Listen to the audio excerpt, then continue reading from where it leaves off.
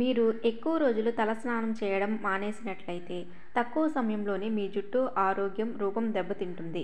మీ జుట్టును తరచుగా కడుక్కోవడం వల్ల మీ స్కాల్ప్ నుండి అదనపు నూనె, చెత్త, చనిపోయిన చర్మ కణాలను తొలగించడంలో సహాయపడుతుంది. ఎక్కువ రోజులు తలను కడక్కపోతే ఫోలికల్స్ మూసుకుపోతాయి.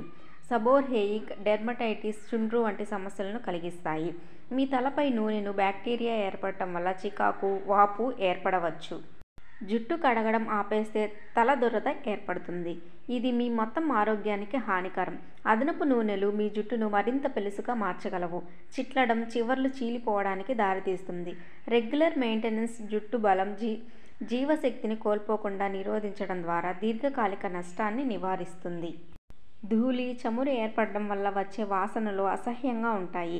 ఇది మీ జుట్టు, తలపై అసహ్యకరమైన వాసన కలిగిస్తుంది. తక్కువ జుట్టు సంరక్షణ ఉత్పత్తులను ఉపయోగించడం ఉత్తమం.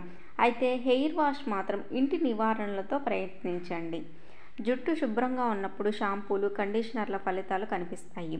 అదే మీ జుట్టు చాలా జిడ్డుగా ఉంటే ఈ ఉత్పత్తులు సరిగా పనిచేయవు. మీ జుట్టు దీర్ఘకాలిక ఆరోగ్యం కోసం రెగ్యులర్ షాంపూ చేయడం చాలా అవసరం. మీరు చాలా కాలం పాటు జుట్టును కడక్కపోతే మీ స్కాల్ప్ నుండి నూనెను ముఖం, మెడ మీదకు వస్తాయి. ఇది మొటిమలు, ఇతర చర్మ సమస్యలకు దారితీస్తుంది. మీ జుట్టును అందంగా, ఆరోగ్యంగా ఉంచుకోవడానికి క్రమం తప్పకుండా జుట్టు సంరక్షణ అవసరం. రెగ్యులర్ బ్రషింగ్ మీ జుట్టు నుండి మురికి, ఇతర మలినాలను తొలగిస్తుంది, మెరుస్తూ శుభ్రంగా ఉంచుతుంది. మురికి, జిడ్డుగల స్కాల్ప్ అసౌకర్యం, దురదను కలిగిస్తుంది. నూనెలు బ్యాక్టీరియా పేరుకుపోయి చికాకు, మంటను కలిగించినప్పుడు ఇది చాలా అసౌకర్యంగా ఉంటుంది. మీకు ఆయిల్ స్కాల్ప్ ఉంటే నిర్వహించడం ఎంత కష్టమో తెలుసు కదా. మీ తల, చర్మం అదనపు నూనెను ఉత్పత్తి చేస్తుంది.